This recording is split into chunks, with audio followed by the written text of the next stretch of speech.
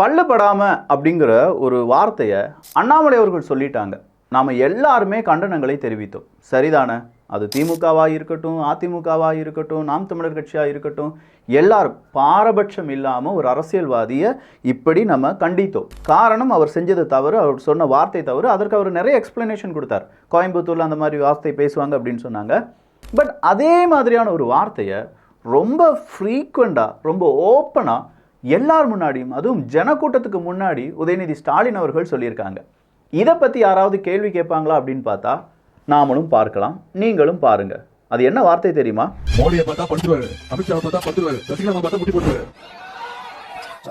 காலை பிடிக்கிறதுக்கு நீ தப்பு தப்பா யோசனை.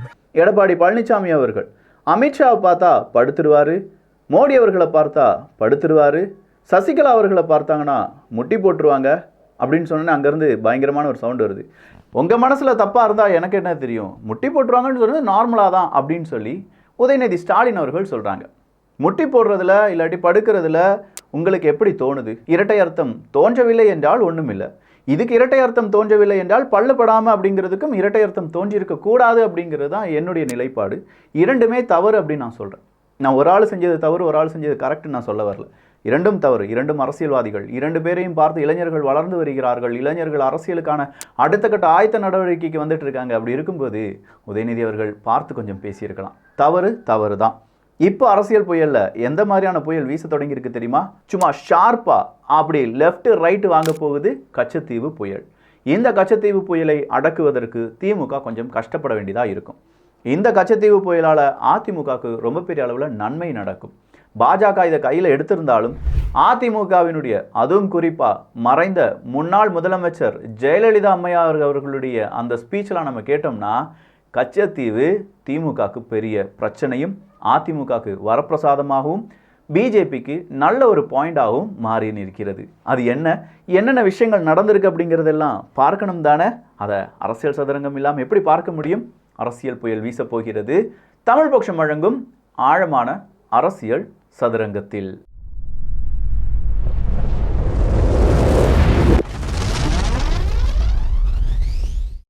நிறைய பேருடைய முகமுடி நேத்தே நான் சொன்னேன் கிழியும் அப்படின்னு சொல்லி. Psychological warfare ஈடுபடுவாங்க.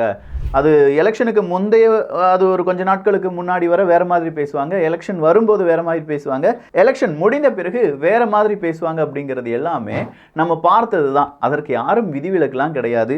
அதற்கு சில உதாரணங்களை நம்ம இன்னைக்கு பார்க்க போகிறோம். அதை பார்த்துட்டு நம்ம இந்த கச்சத்தீவு மேட்டர் என்ன, உதயநிதி ஸ்டாலின் அவர்கள் என்ன பேசினாங்க அப்படின்னு பார்த்துடலாமே. மதுரை மீனாட்சி அவர்கள் அன்பு வச்ச மகராசி மாமதுரை மீனாட்சி அப்படின்னு சொல்லி சு வெங்கடேசன் அவர்கள் அவருடைய ட்விட்டரில் பதிவு பண்ணியிருக்கார். மதுரை அப்படின்னு நம்ம நினச்சாலே நமக்கு என்ன தான் வரும்? ஒன்று மல்லிகைப்பூ, இன்னொன்று மீனாட்சி அம்மன் கோவில். இது இரண்டு தான் ரொம்ப பெரிய அளவில் ஃபேமஸ். மதுரை அப்படின்னு சொல்கிறபோது சு வெங்கடேசன் அவர்கள் இந்த மீனாட்சி அம்மனுக்கு திருக்கல்யாணம் நடத்துவாங்க. தெரியும்ல, ஹிந்துக்களுக்கு தெரியும், ஏன் எல்லாருக்குமே தெரிந்திருக்க வாய்ப்புகள் இருக்குது. அந்த அளவுக்கு கள்ளழகர் கோயிலாக இருக்கட்டும், இல்லாட்டி மதுரை மீனாட்சி அம்மன் கோயிலாக இருக்கட்டும், அங்கே நடக்கக்கூடிய திருவிழாக்கள் அப்படிங்கிறது உலகம் முழுவதும் ஃபேமஸ். அப்படிப்பட்ட மதுரையினுடைய மீனாட்சி அம்மன் திருக்கல்யாணத்தின் போது ஒரு வார்த்தையை உதித்திருக்கிறார் சு வெங்கடேசன் அவர்கள் அப்படின்னு சொல்கிற கருத்துக்களை உங்களால் பார்க்க முடியும். அவர் என்ன மாதிரி பேச்சிருக்கார் தெரியுமா? மதுரை மீனாட்சி திருக்கல்யாணம் என்றால் முதல் இரவு எப்போது அப்படின்னு சொல்லி மீனாட்சி அம்மனுடைய முதல் இரவை பற்றி கேள்வி கேட்ட அதே சு வெங்கடேசன் அவர்கள் இப்போ மதுரை மீனாட்சி அம்மன் எனக்கு அருள் கொடுத்து விட்டார் பாருங்கள் அப்படின்னு சொல்லி மீனாட்சி அம்மனையே புகழ்ந்து பேசுவது எப்படி இருக்குன்னா, அரசியல் ஓட்டுக்கு முன்னாடி, ஓட்டின் போது, ஓட்டுக்கு பின்னாடி அப்படின்னு சொல்றதுல சு வெங்கடேசனும் பெரிய அளவில் சூசுலாம் கிடையாது. ஒரே சு தான், சு வெங்கடேசன். அடுத்ததா இன்னொருத்தர் திருமுருகன் காந்தி அவர்கள். அவர் யாருப்பா? அவர் யார் அப்படின்னு கேட்டிங்கன்னா, திராவிடம், தீகா, கருப்பு சட்டை அப்படின்னு சொல்லி பெரிய அளவில் திருமுருகன் காந்தி அவர்களை அந்த அளவுக்கு புகழ்த்தி பேசக்கூடிய நபர்கள்லாம் இருந்தாங்க. இப்போ அவங்களுக்குள்ளேயே நிறைய சண்டை வந்துருச்சு. திராவிட கட்சிகளுக்குள்ளேயே ஏகப்பட்ட பிரச்சனைகள் இருக்கிறதுனால திருமுருகன் காந்தி அவர்களை கொஞ்சம் சைடாக வச்சு பார்த்துக்கிட்டே இருக்காங்க. அவர் இன்னைக்கு ஒரு ட்வீட் போட்டிருக்காரு. எனக்கு அதெல்லாம் பார்க்கும்போது சூப்பராக இருக்கே, இவங்கெல்லாம் எங்கேருந்து கிளம்பி வராங்க அப்படிங்கிற மாதிரி இருந்துச்சு. அது என்ன அப்படின்னு பார்த்தீங்கன்னா, மயிலாப்பூர் அருள்மிகு முண்டக கன்னியம்மன் கோவிலில் நேர்ந்து விட ஆடு தயாராகி கொண்டிருக்கிறது.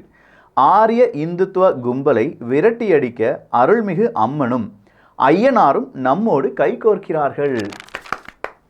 யாரியா இங்க பார்த்துக்கோங்கயா, வேற்று மதத்தினவர்கள் எல்லாம் பார்த்துக்கோங்க. மதத்தை வைத்து இங்க அரசியல் செய்யக்கூடிய நபர்கள் ஏதோ ஒரு கட்சியில மட்டும் கிடையாது, மதத்தை வச்சும் ஜாதியை வச்சும் அரசியல் செய்யக்கூடிய நபர்கள் ஒவ்வொரு கட்சியிலும் இருக்காங்க. ஒவ்வொரு கட்சியிலும் ஈச் அண்ட் எவ்வரி பார்ட்டியில இந்த மாதிரியான நபர்கள் வேஷம் போடுவாங்க. இப்ப பாருங்களேன், முண்டக கன்னியம்மன் கோவிலில் அருள்மிகு அப்படிங்கிற ஒரு வார்த்தை வருது. ஆடை நேர்ந்து விட்டு நம்ம பரிகாரம் செய்ய போறோம். ஆடுங்கிறது அண்ணாமலையை குறிப்பதற்காக அதை டபுள் கோர்ஸ்ல போட்டிருக்காங்கிறது நமக்கு நல்லா தெரியுது.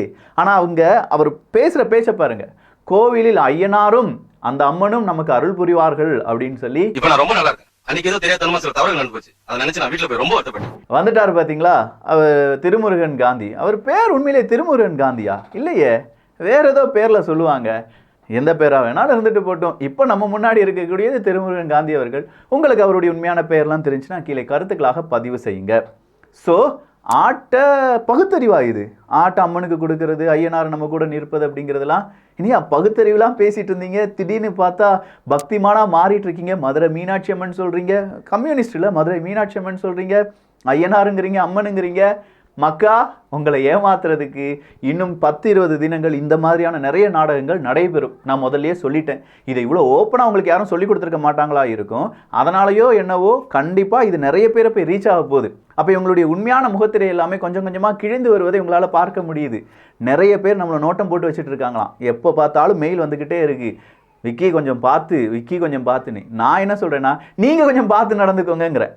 நீங்கள் செய்கிற தவறு தான் இங்கே பெருசாக பேசப்படுதே தவிர, உங்களை வாண்டடாக நீங்கள் தவறு செஞ்சிட்டீங்க அப்படின்னு சொல்லி செய்யாத ஒரு விஷயத்த நான் இங்கே சொல்லவே இல்லை. எங்கேயுமே சொல்லவும் மாட்டேன். தனிநபர் தாக்குதல் அப்படிங்கிறது இருக்காது.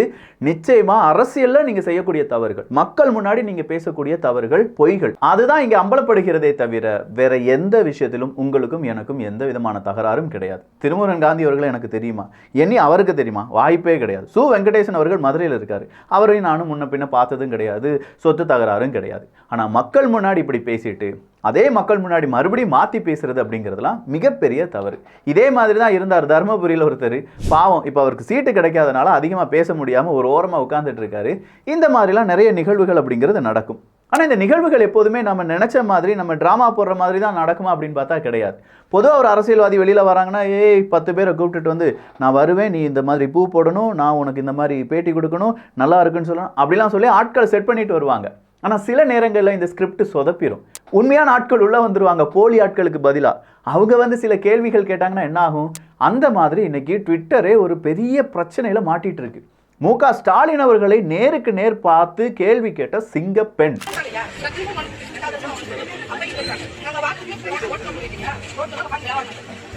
என்ன கேட்டாங்க?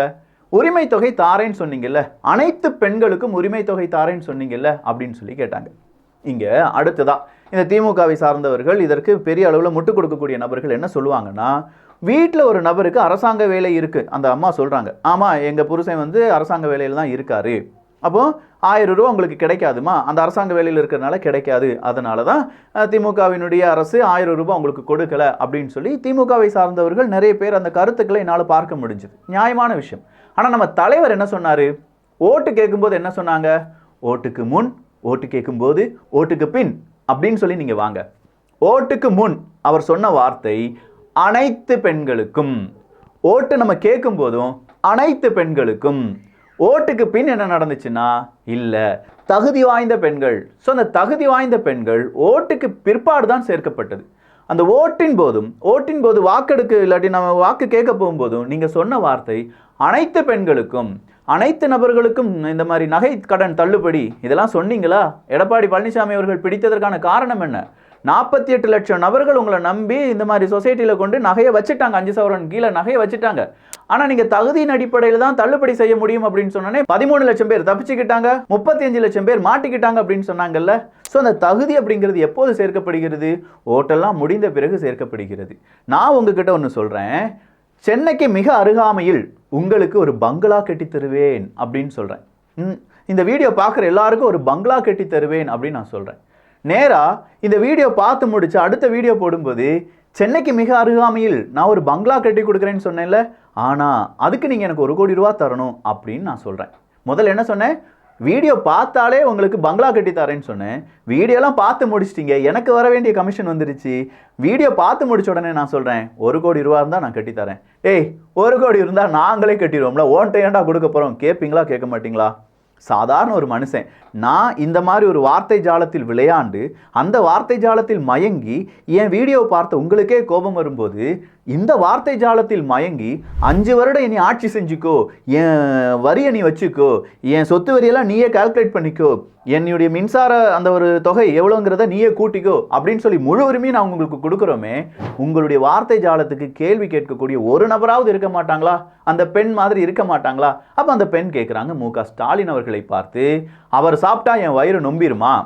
அவருக்கு நீங்கள் கொடுக்க மாட்டேன்னு சொல்லிட்டீங்க, சரி, எனக்கு ஏன் கொடுக்க மாட்டீங்க? நான் தெருவில் தானே நின்று வேலை செஞ்சுட்டு இருக்கேன், பாருங்க காய்கறி கடை ரோட்டில் போட்டுட்டு இருக்கேன், 1000 ரூபா எனக்கு தர மாட்டேன்னு சொல்லிட்டாங்க, நான் என்ன செய்ய அப்படின்னு சொல்லி கேட்குறாங்க. நியாயமானதா இல்லையா? அனைத்து பெண்களுக்கும் அப்படின்னு சொல்றதுக்கு வாக்குறுதி கொடுக்கறதுக்கு முன்னாடியே தகுதி வாய்ந்த பெண்களுக்கு நீங்க கொடுத்துருந்தீங்கன்னா இந்த கன்ஃபியூஷனே இருந்திருக்காது. இதை போய் நம்ம யார்கிட்ட வேணாலும் கேட்கலாம், எந்த தவறும் கிடையாது. நான் அவங்கள தவறு சொல்லலை, 1000 ரூபாய் கொடுப்பதை நான் தவறு அப்படின்னு சொல்லலை. இதை நீங்கள் எலெக்ஷனுக்கு முன்னாடியே அப்படி அறிவித்திருந்தீர்கள் என்றால் பொய்யான வாக்குறுதியாக இருந்திருக்காது. பார்த்தீங்களா? அந்த பொய்யை நம்பி நிறைய பேர் ஏமாந்துருக்க மாட்டாங்க. பார்த்தீங்களா? அந்த ஏமாற்றம் அப்படிங்கிறது தாங்க பெரிய ஒரு வலியை தரும், வேதனையை தரும். அந்த ஏமாற்றம் நாளடைவில் உங்கள் மேலே அது ஒரு பெரிய கோபமாக மாறுறதுக்கான வாய்ப்புகள் இருக்குது. அந்த கோபத்தினுடைய வெளிப்பாடு தான் அந்த அம்மா பேசினதே தவிர மனசெறிஞ்சு அந்த அம்மா வேறு எதுவுமே தப்பாக பேசலை. அவங்க கேட்டாங்க, அவங்க வயிறு அவங்க சாப்பிட்டாங்கன்னா என் வயிறு நம்பிருமா அப்படின்னு சொல்லி கேட்குறதெல்லாம் அந்த கோபத்தின் வெளிப்பாடு தான். அது இன்னும் 2 நாள் அவங்க சால்வ் பண்ணிடுவாங்க, அவங்க உழைச்சி சம்பாதிச்சிருவாங்கன்னு வச்சுக்கோங்களேன். அதெல்லாம் இங்கே மேட்ரு கிடையாது. வார்த்தை ஜாலங்களை நம்பி ஏமாந்து விடாதீர்கள் மக்களே, வார்த்தை ஜாலங்களை நம்பி ஏமாந்து விடாதீர்கள். மறுபடியும் சொல்கிறேன், வார்த்தை ஜாலங்களை நம்பி ஏமாந்து விடாதீர்கள். அடுத்ததாக இருக்கக்கூடியது தான் கச்சத்தீவு. செம்ம மேட்டர் சிக்கிருச்சு. அண்ணாமலை அவர்களுக்கு அடுத்த மேட்டர் அப்படிங்கிறது கச்சத்தீவு. என்னடா மனுஷன் சைலண்டாக இருக்காரு, எடப்பாடி பழனிசாமி அவர்கள் அவங்க ஸ்கோர் பண்ணிட்டு இருக்காங்க, சீமான் இன்னொரு பக்கம் சூப்பராக பாட்டு பாடிலாம் வாக்குகள் கேட்டுட்டு இருக்காங்க, அண்ணாமலை அவர்களை பற்றி செய்தியே வரலையே அப்படின்னு சொல்லி நானும் கொஞ்சம் எதிர்பார்த்தேன், சந்தேகப்பட்டேன். அண்ணாமலை அவர்கள் கொஞ்சமாக பின்னாடி போகிறாரா, முந்துறாங்களா? ஏன்னா எல்லாரை பற்றியும் பேச்சுக்கள் அடிப்படுது. ஒரு செட்டிங் அரசியல் அப்படிங்கிறது மட்டும்தான் அண்ணாமலை அவர்கள் பேசினதில் பெருசாக டாக்காக மாறிச்சு. மீதம் இருக்கும் எல்லாமே எடப்பாடி பழனிசாமி அவர்கள் ஸ்கோர் பண்ணாங்க அப்படின்னு சொல்லி பார்த்தோம். ஆனால் இப்போ கச்சத்தீவை கொண்டு வந்து ஒட்டுமொத்தமான அரசியலையும் பற்ற வைத்திருக்கிறார் அண்ணாமலை அவர்கள். எனக்கு ஒரு ஆர்டிஐ நான் போட்டேன். 1974 இந்த கச்சத்தீவு எப்படி விற்கப்பட்டது இலங்கைக்கு, கொடுக்கப்பட்டது இலங்கைக்கு, அதுக்கு பின்னாடி இருந்த சூட்சமங்கள் என்ன? கச்சத்தீவை பற்றி ஜெயலலிதா அம்மையார் அவர்கள் ஒரு வழக்கை தொடரும் போது அதற்கு திமுகவும் காங்கிரஸும் சேர்ந்து என்ன தெரியுமா சொன்னாங்க? ராமனும் லக்ஷ்மணனும் இந்த சீதையை மீட்பதற்கு அந்த அனுமன் பாலம்லாம் போட்டு அங்கே வரை போனாங்கல்ல, அதே மாதிரி நம்ம கச்சத்தீவை மீட்டெடுத்துட்டு வந்துடலாமா அப்படின்னு சொல்லி கேலி கிண்டலுடன் செய்தார்கள் அப்படிங்கிறது இன்னைக்கும் ஒரு நபர் பதிவு செய்திருக்கிறார். அவர் ஒரு வழக்கையும் தொடர்ந்து இருக்கிறார், அதற்கான ப்ரூஃபையும் தந்துடுறேன். ஸோ கேலி கிண்டல், கச்சத்தீவு நமக்கு தேவையா இல்லையா அப்படிங்கிறது இன்னைக்கு மக்கள் உணர வேண்டும். அதை எப்படி அவங்க கொடுத்தாங்க, அதுக்கு பின்னாடி என்னென்ன பிரச்சனைகள் இருக்குது அப்படிங்கிறது அண்ணாமலை அவர்கள் சொல்கிறாங்க. நாம் இன்னொரு விஷயத்தையும் கேட்குறோம். என்ன அண்ணாமலை அவர்களே, 10 வருடங்களாக நீங்கள் தானே இருக்கீங்க, பிஜேபி தானே இருக்கு, நீங்கள் நினச்சிருந்தா இந்த கச்சத்தீவை மீட்டு எடுத்துருக்கலாமே. இல்லை இப்போ வாக்குறுதி கொடுங்க, கச்சத்தீவை நாங்கள் வந்தோம்னா மீட்டு தருவோம், 2026க்குள் மீட்டு தருவோம், ஒரு வாக்குறுதி கொடுங்க. மக்கள் எல்லாரும் உங்கள் பின்னாடி இருக்க மாட்டாங்களா என்ன? அந்த வாக்குறுதியும் கொடுங்க. அவங்க செஞ்சது தவறு தான், நான் இல்லைன்னு சொல்லலை. அதுவும் திமுக காங்கிரஸ் செஞ்சது மிகப்பெரிய தவறு தான். அதிமுக அதுக்காக போராடினாங்க அப்படிங்கிறதும் உண்மை தான். ஆனால் நம்ம என்ன செஞ்சோம் அப்படிங்கிறது இருக்குல்ல, இதை வெளியில் கொண்டு வந்துட்டீங்க, என்ன செய்ய போகிறீங்க? கச்சத்தீவை எங்களுக்கு மீட்டெடுத்து தருவீங்களா? அஸ் யூஷுவல் எல்லாரும் சொல்கிற மாதிரி ஒரு அரசியல் வாக்குறுதியாக நாங்கள் இதை கேட்கல, எங்களுக்குன்னு ஒரு கேரண்டி கொடுங்க. அண்ணாமலை அவர்கள் ஒரு கேரண்டி கொடுத்துருக்காருப்பா அப்படின்னு சொல்லுங்கள். பிஜேபி நரேந்திர மோடி அவர்களிடம் சின்னதாக ஒரு கால் ஷீட் கேளுங்க, அங்கே போய் பேசுங்க, பேசிட்டு ஒரு ப்ரெஸ் மீட்டை போடுங்க, சூப்பராக இருக்குமே. தமிழக மக்கள் வேறு எதை பற்றி யோசிக்க மாட்டாங்க. கச்சத்தீவு நமக்கு கிடைக்குது, நம்ம மீனவ சொந்தங்கள் அங்கே கண்ணீரில் மிதப்பது இதோடு நிறுத்தப்படும், இலங்கையினுடைய கடற்படை அட்டூழியம் அப்படிங்கிறது குறைக்கப்படும் அப்படின்னு சொல்லி எல்லாரும் உங்களுக்காக சப்போர்ட் பண்ணுவாங்களே, அது அரசியல். இது பேசுகிறதாடி அரசியல் நின்றுடக்கூடாது, செய்கை வேணும். நான்லாம் பேச மாட்டேன், செய்வேன் அப்படின்னு சொன்னால் மட்டும் போதும். கண்டிப்பாக செய்கை வேணும் அப்படிங்கிறதா இங்கே இருக்கக்கூடிய மிகப்பெரிய ஒரு வேண்டுகோள், அவ்வளோதான். பெரிய ஆசைலாம் கிடையாதுல்ல. நம்ம நிலப்பகுதிங்கிறீங்க, 1850 1948 வரை ஈஸ்ட் இந்தியன் கம்பெனி அந்த ஜமீன்தாருக்கு கொடுத்துருக்காரு அப்படிங்கிறீங்க. ஃபுல் ப்ரூஃப் இருக்குது நம்மக்கிட்ட, கேட்போம், திரும்ப எடுப்போம், திரும்ப எடுத்தால் நல்லது அப்படின்னு நான் சொல்கிறேன். ஸோ இன்னும் சில விஷயங்களை பற்றி டிஸ்கஸ் பண்ணணும், ரொம்ப லென்த்தியாக போகிறதுனால அடுத்த வீடியோவில் பார்க்கலாம். செட்டிங் அரசியலை பற்றி நம்ம பார்க்கணும். திருமாவளவன் அவர்கள் இப்போது டெல்லிக்கு போயிருக்கார், அதனால் உதயநிதி ஸ்டாலின் அவர்கள் தனியாக பேசிக் கொண்டிருக்கிறார் அப்படிங்கிற ஒரு செய்தி வெளியாகி இருக்கிறது. சீமான் அவர்களுடைய பாட்டு எப்படி இருந்துச்சு அப்படிங்கிறதையும் அடுத்தடுத்த காணொலிகளில் பார்க்க போகிறோம். ஸோ இந்த காணொலியில் ரொம்ப முக்கியமான ரொம்ப முக்கியமான சில விஷயங்களை பற்றி நான் டிஸ்கஸ் பண்ணியிருக்கேன்.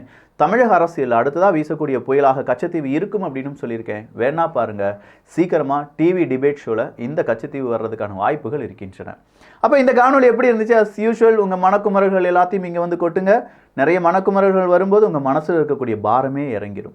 நீங்கள் பேசணும்னு நினைக்கிறதெல்லாம் நான் பேசிகிட்டு இருக்கேன் அப்படி நீங்கள் நினச்சிங்கன்னா அதையும் வந்து கீழே கருத்துக்களாக சொல்லலாம், வாழ்த்துக்கள் சொல்லலாம், இல்லை கண்டனங்களை சொல்லலாம். இல்லை விக்கி நீ சொன்னது எங்களுக்கு கொஞ்சம் ஹர்ட்டிங்காக இருக்குது சார், உங்களுக்கு ஹர்ட்டிங்கில் மக்களுக்கு நல்லதா அப்படிங்கிறது யோசிச்சுட்டு நம்ம அடுத்தடுத்த வேலைகளை பார்ப்போம். இல்லை நான் ஏதாவது தவறு செஞ்சுருக்கேன்னா அந்த தவறையும் சுட்டி காண்பிக்கலாம். நல்லதை பகிர்ந்து ஷேர் பண்ணி நல்ல சமுதாயத்தை உருவாக்குவோம். நன்றி, வணக்கம்.